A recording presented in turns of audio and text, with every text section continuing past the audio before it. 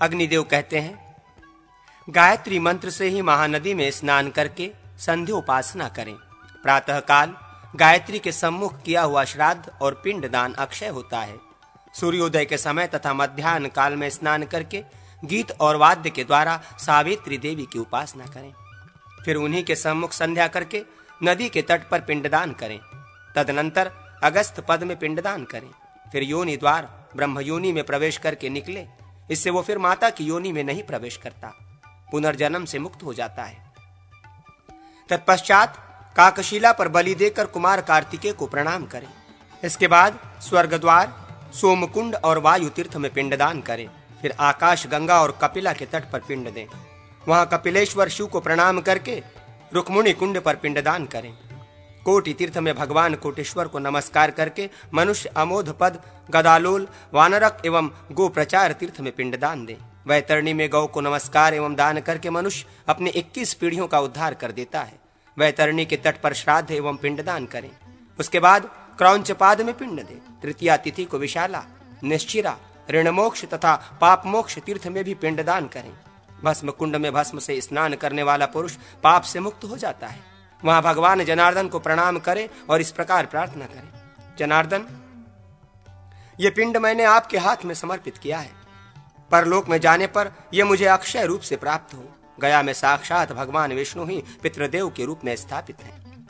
उन भगवान कमलनयन का दर्शन करके मानव तीनों ऋणों से मुक्त हो जाता है। तदनंतर मार्कंडेश्वर को प्रणाम करके मनुष्य गध्रेश्वर को नमस्कार करे। महादेव जी के मूल क्षेत्र धारा में पिंडदान करना चाहिए। इसी प्रकार गध्रकूट, गृहवट और द्रौतपाद में भी पिंडदान करना उचित है। पुष्करणी, कर्दमाल और रामतीर्थ में पिंड दे। फिर प्रभाशेश्वर को नमस्कार करते प्रेतशिला पर पिंडदान दे। उस समय इस प्रकार कहें, दिव्यलोक, अंतरिक्ष लोक तथा भूमि लोक में जो मेरे पितर और बांधव आदि संबंधी प्रेत आदि के रूप में रहते हों, वे सब लोग इन मेरे दिए हुए पिंडों के प्रभाव से मुक्ति लाभ करें। प्रेतशिला 3 स्थानों में अत्यंत पावन मानी गई है, गया शीर्ष, प्रभास तीर्थ और प्रेत कुंड। इनमें पिंडदान करने वाला पुरुष अपने कुल का उद्धार कर देता है। वशिष्ठेश्वर को नमस्कार करके उनके आगे पिंडदान दे।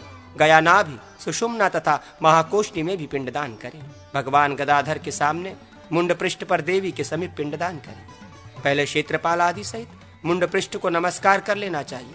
उनका पूजन करने से भय का नाश होता है। विष और रोग आदि का कुप्रभाव भी दूर हो जाता है। ब्रह्मा जी को प्रणाम करने से मनुष्य अपने कुल को ब्रह्मलोक में पहुंचा देता है। सुभद्रा, बलभद्र तथा भगवान पुरुषोत्तम का पूजन करने से मनुष्य संपूर्ण कामनाओं को प्राप्त करके अपने कुल का उद्धार कर देता और अंत में स्वर्गलोक का भागी होता है। भगवान ऋषिकेश को नमस्कार करके उनके आगे पिंडदान देना चाहिए। श्री माधव का पूजन करके मनुष्य विमानचारी देवता होता है। भगवती महालक्ष्मी, गौरी तथा मंगलमयी सरस्वती की पूजा करके मनुष्य अपने पितरों का उद्धार करता है। स्वयं भी स्वर्गलोक में जाता और वहां भोग भोगने के पश्चात इस लोक में आकर शास्त्रों का विचार करने वाला पंडित होता है।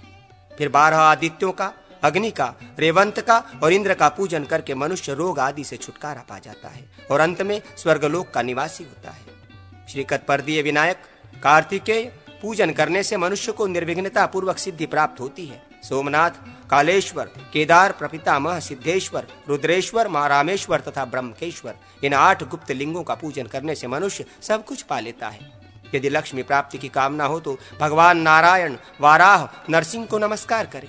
ब्रह्मा, विष्णु तथा त्रिपुर नाशक महेश्वर को भी प्रणाम करें। वे सब कामनाओं को देने वाले हैं। सीता, राम, गरुड़ तथा वामन का पूजन करने से मानव अपनी संपूर्ण कामनाएं प्राप्त कर लेता है और पितरों को ब्रह्मलोक की प्राप्ति करा देता है। देवताओं सहित भगवान श्री गादी गदाधर का पूजन करने से मनुष्य तीनों ऋणों से मुक्त होकर अपने संपूर्ण कुल को तार देता है। प्रेतशिला देव रूपा होने से परम पवित्र है। गया में वो शिला देवमयी है। गया में ऐसा कोई स्थान नहीं है जहाँ तीर्थ न हो। गया में जिसके नाम से भी पिंड दिया जाता है उसे वो सनातन ब्रह्म में प्रतिष्ठित कर देता है। फल्गीश्वर, फल्गचंडी तथा अंगारेश्वर को प्रणाम करके श्राद्ध करता पुरुष मतंग मुनि के स्थान में पिंड देता है। फिर भरत के आश्रम पर भी पिंड दे।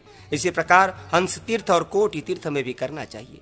जहाँ पांडुशिला नद है वहाँ अग्निधारा तथा मधुसर्वा तीर्थ में पिंडदान करे। तत्पश्चात इंद्रेश्वर, किलकिलेश्वर तथा वृद्धि विनायक को प्रणाम करे। तदनंतर धेनुकारण्य में पिंडदान करे, धेनुपद में गौ को नमस्कार करे। इससे वो अपने संपूर्ण पितरों का उद्धार कर देता है। फिर सरस्वती तीर्थ में जाकर पिंड दे। सायंकाल संध्योपासना करके सरस्वती देवी को प्रणाम करे। ऐसा करने वाला पुरुष तीनों काल की संध्योपासना में तत्पर, वेद वेदांगों का पारंगत विद्वान ब्राह्मण होता है।